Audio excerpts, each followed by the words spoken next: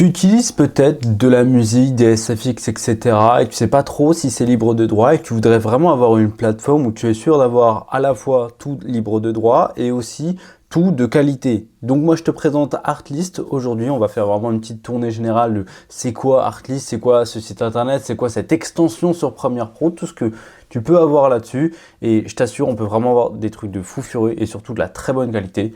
Donc c'est parti. Avant de commencer la vidéo, si tu es intéressé par Artlist et que tu souhaites obtenir un abonnement, tu dois savoir qu'en passant par le lien qu'il y a dans la description, tu peux déjà gagner 2 mois sur ton abonnement. Donc voilà, c'est directement dans la description et nous on passe directement à la vidéo. Déjà, Artlist, c'est quoi? Moi, quand j'ai connu Artlist, c'était à peu près en 2020. Donc, on était à la sortie un petit peu des premiers outils qu'Artlist proposait et on avait une bibliothèque musicale libre de droit. Alors, je te rappelle, on n'est pas comme Pixel ou Pixabay ou ce genre de conneries là.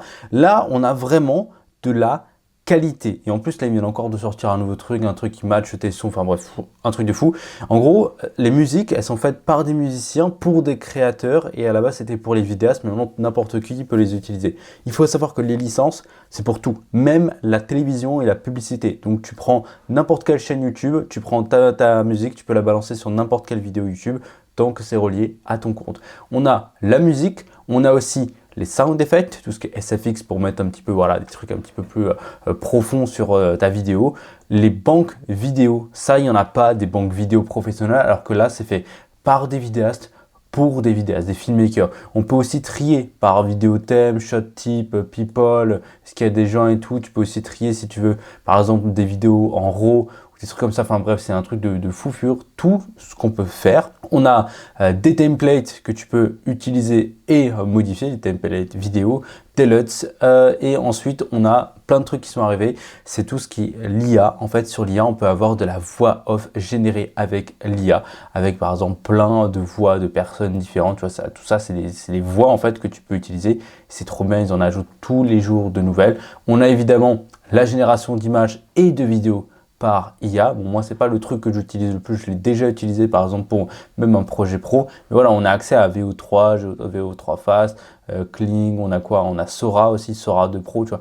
On a vraiment tous les outils d'IA possibles. Ça, c'est le site internet. Donc, tu télécharges, tu peux aussi créer des artboards. Donc, par exemple, c'est des projets avec, je sais pas, de la musique, des vidéos et tout par rapport à un projet. En gros, tu peux tout faire dessus. Donc, ça, c'est trop bien. Mais surtout, moi, ce que je kiffe le plus, c'est que sur Premiere Pro, on a directement l'extension Artlist et sur Artlist en fait on a accès à la musique, aux vidéos et tout, tu vois, c'est les mêmes vidéos et on peut même retrouver les mêmes artboards que moi j'ai, tu vois. Et tout ça en fait, par exemple cette musique là, elle me plaît, je la télécharge en Wave ou en MP3, ça va directement la mettre là et je peux directement la mettre sur mon Premiere Pro. Il n'y a pas d'autre extension qui permet d'avoir une rapidité aussi violente, aussi utile pour nous créateurs. Il n'y a plus de friction en fait, on se concentre uniquement sur la création de la vidéo qu'on veut, du contenu qu'on veut. Et ça, moi, je trouve ça vraiment trop bien. Évidemment, il y a des centaines de filtres différents par genre, par mood, que tu peux tout accumuler. Encore une fois, tu peux trier par BPM. Est-ce que tu veux que ce soit une femme qui chante, un homme, un groupe, la durée, les instruments, les vidéos thèmes. Enfin bref, on pourrait en faire une vidéo spécifique. Mais là, tu vois, c'est vraiment pour la découverte. Tu peux faire énormément de choses. Les filtres, tu en as pour la musique, mais aussi les vidéos. Donc voilà, tu en as vraiment tout ce qu'il faut. Pour qui c'est fait Artlist? C'est pour les créateurs, vidéastes, monteurs vidéo, les créateurs YouTube, les entreprises qui ont besoin de trouver des vidéos d'illustration pour leur propre création de contenu. Tu vois, tu as même plein de trucs générés avec IA et tout. Enfin, moi, je trouve ça absolument incroyable.